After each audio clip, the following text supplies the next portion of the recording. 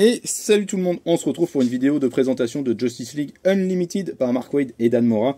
Le grand retour de la Justice League après plusieurs années d'absence. Si vous avez suivi la continuité récente, DC Comics, ils avaient disparu au moment où a été publié Dark Crisis on Infinite Earths. Donc ça fait déjà un petit moment, ça fait 2 ans je crois. Donc il n'y avait pas eu de série de Justice League. Mais voilà, suite aux événements de Absolute Power, la Justice League se reforme.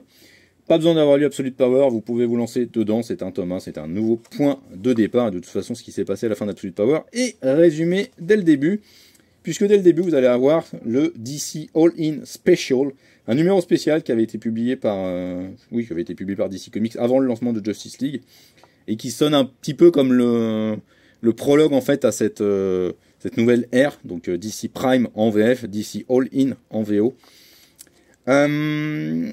On va très vite comprendre que voilà, la Ligue de Justice maintenant est illimitée, c'est-à-dire que n'importe quel personnage de l'univers DC Comics est un réserviste à sa carte de membre, bon sauf ceux qui refusent évidemment, mais voilà.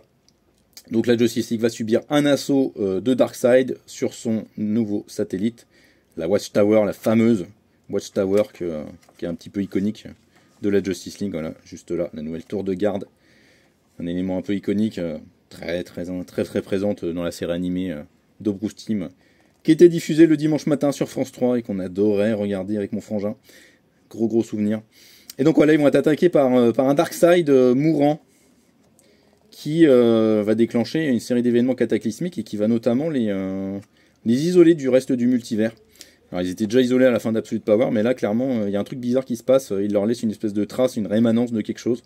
Et on va dire que la trame globale de l'ère DC Prime, ça va justement être d'enquêter sur quel est ce truc. Et à la fin du tome, vous aurez un aperçu de ce qu'est ce truc. Et c'est lié à quelque chose qui a déjà été publié il y a quelques temps. Mais voilà, je n'en dirai pas plus, je vous laisse un petit peu la surprise. Et ensuite, on va avoir les 4 premiers épisodes de la Justice League Unlimited, où donc c'est Mark Waid et Dan Mora qui prennent le relais. On va y suivre notamment ce jeune personnage, Airwave, qui est un tout nouveau, tout jeune, fringant, qui vient d'arriver et qui débarque dans cette Justice League. Et la Justice League tout de suite est pris en tenaille et doit enquêter sur des feux en Amazonie. Des feux qui sont complètement incontrôlables. Et donc voilà, c'est un grand moment évidemment d'action, c'est une série d'action de toute façon Justice League. Mais pour autant c'est une série qui n'oublie pas de d'écrire correctement ses personnages. Ce qui est en fait très fort, c'est que comme c'est une Justice League illimitée, et bien Mark Waid il en profite pour mettre des personnages ultra secondaires, genre Docteur Occulte, le mec qu'on n'a pas vu depuis très longtemps, je crois qu'on de toute façon on l'a même jamais vu en VF. Voilà, un personnage comme lui, il va y avoir Tom Smasher qui va prendre un peu le lead, il y a les Atoms qui vont être là aussi, donc Ray Palmer, comment il s'appelle déjà, Choi, j'ai oublié son, putain j'ai bouffé son prénom, bref. Va y avoir Stargirl à certains moments, on va se concentrer beaucoup sur le Martian Manhunter. Donc si vous connaissez pas le Martian Manhunter par exemple, et ben ça peut être aussi un bon tome en prélude à Absolute Martian Manhunter qui sortira bientôt. Vous voyez ce que je suis en train de faire? Et donc c'est vraiment bien parce que voilà, à la suite d'Absolute Power, il y a vraiment une perturbation, c'est ce qu'on nous explique, c'est que certains personnages ont été privés de leur pouvoir, certains de leurs pouvoirs ont été transférés à d'autres personnes. Donc il y a vraiment un bins là-dessus qui se crée dans l'univers DC Comics. Et ils essayent aussi d'enquêter sur ce truc-là. Donc c'est vraiment cool.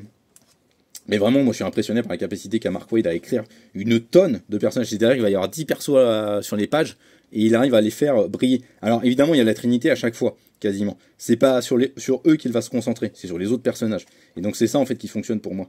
C'est qu'il arrive toujours à se concentrer sur les autres personnages, et ça c'est chouette quoi. Et par des petites brides en fait, par des petits moments, par des petits passages, juste avec une petite ligne de dialogue, 2-3 pages qui sont concentrées là-dessus. Alors ça en fait un récit très dense, les épisodes sont vraiment assez chargés en événements, pour autant ils sont pas lourds. C'est vraiment ça qui est... on sent que Mark Waid, c'est un mec d'expérience, il a l'habitude d'écrire ce genre de truc, il a déjà écrit la Justice League il y a plusieurs années de ça, il se partageait la série avec Grant Morrison, et puis après il avait pris le lead sur la fin. Vous voyez, il y a Blue Beetle par exemple en personnage secondaire, enfin voilà, c'est plein de trucs comme ça.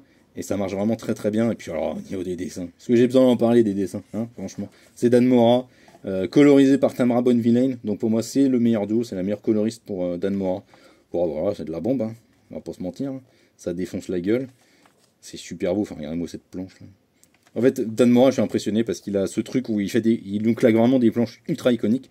Mais à côté de ça, juste en termes de composition, de narration visuelle, C'est hyper précis, c'est hyper bien foutu. Que ce soit dans les moments d'action ou les moments plus calmes, plus light.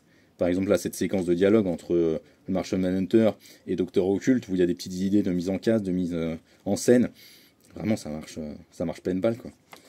Donc voilà, Justice League Unlimited. Si vous avez jamais lu de série de Justice League, je vous conseille de foncer sur celle-là. C'est vraiment, à mon avis, c'est ce qu'il y a de mieux.